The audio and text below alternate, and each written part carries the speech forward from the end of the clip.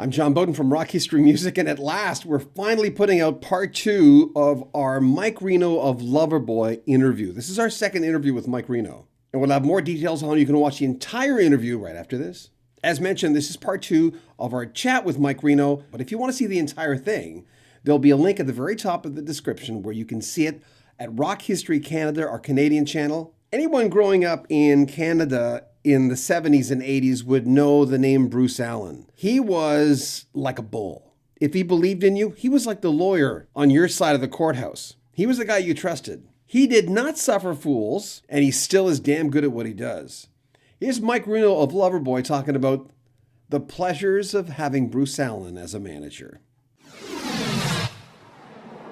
You know, I talked to Kenny Loggins maybe 6 months ago, right smack in the middle of this crazy thing we're going through. And he said that, that I know you guys had a Top Gun.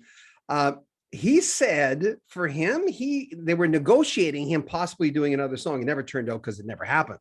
But he said, that reminded me of what you said. He said that somehow he didn't get the residuals he should have gotten on that. He wouldn't elaborate, but he mentioned it in an interview. Isn't that interesting? You speak about business. Sometimes you don't cross your T's, you dot your I's. You never know what will happen. Well, that was the good point about having a good manager. And everybody knows one of the best managers around is Bruce Allen. He's a Canadian. He handles Bublé right now. He handles Bryan Adams. He handled us. He handled BTO. He made sure that everything was always documented. And, as you go on in life, it's nice that you have somebody who always took care of you. And that was Bruce. Bruce Allen always took good care of me. I remember when he was on CTV. I think I might have been just getting out of high school. And he mentioned something about Bachman Turner Overdrive. Yes, I say Bachman the right way. I just talked to him actually a couple weeks ago. And he said, Bachman Turner Overdrive is something, but he says, my future is Loverboy. And he was talking in the early, guys were like taking off like crazy at the time. And BTO had really run its course at that point, right? They weren't making hits anymore. And you guys were big tour coming up. REO Speedwagon, Styx, but you guys are touring on your own before that, right? Yeah, we got a bunch of shows. We're into our third show this weekend. Since a two-year break. Who takes a 2-year break? It's just been ridiculous. So we had to, we got together and it was just like old times. As soon as we saw each other, we all just went, wow, it seems like yesterday.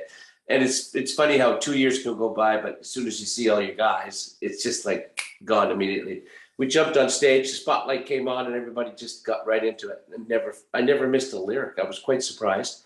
It was up in Pittsburgh area, and then I was over in Roanoke, and it was kind of nice. The spring was starting to hit. And I think this week we're in Iowa somewhere, Davenport, I think. When Paul brought in The Kid Is Hot Tonight, and I understand that your original drummer, Bernie he did, well, you know what? We had Bernie play with us, but he never fit with what we were trying to do. He played a little bit different than we wanted. So we always knew we wanted Matt. But he did say something one time, and it was just, he's French Canadian, and he's very French. And he said, I'd really like to play in the band, And I said, well, we're not sure if, we're not sure if it's going to happen. He says, I will try. I'll pull my sock up. The kid will be hot tonight. I guarantee it. And we kind of looked at that and went, there's a song title right there. And we just used that as a song title. It wasn't like he sat down and we wrote together. It was just something he said when he was really trying to be our drummer. And he's a great guy and a good friend. And he went on to, be the drummer for the Headpins. But it was always destined that Paul wanted Matt in the band. And it was one of those things, because when Paul was actually kicked out of the band, of Streetheart, it was really, I don't know if people know this, but he was pretty upset. When I met him, he could barely talk about it. And not only did they kick him out of the band, he went home for Christmas. They told him not to come back. They kept all his gear. So he was in Calgary when I met him. He had no gear. He was really upset. And he'd written these great songs, and they made an album, Streetheart, and then they kicked him out.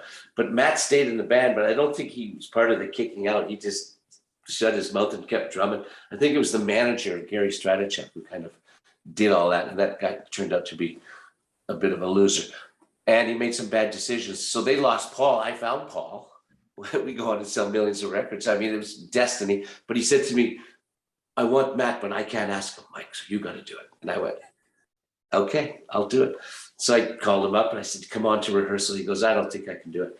I just left Streetheart myself. So now I'm in Vancouver finally, and I'm just want to take it easy for a little while. I go, okay, how about in a couple of weeks I call you and you come down to rehearsal. So we waited patiently. And when he did come, he says, I'll just, just here for tonight. Don't get any ideas. So he was really standoffish. And after he played some of the songs Paul and I'd been writing and working on, he went, well, what's happening tomorrow? Can I come back tomorrow? So he ended up coming back. And then after a while, he just went, this is good. You could just tell it was good. And that was a good decision for him because he's a great drummer and a great friend. If you want to see the entire interview, remember, it's on our channel, Rock History Canada. I'm John Beaudin. Make sure you comment on our videos, like our videos, comment and share our videos. We'd appreciate that. I'm John Beaudin. This is Rock History Music.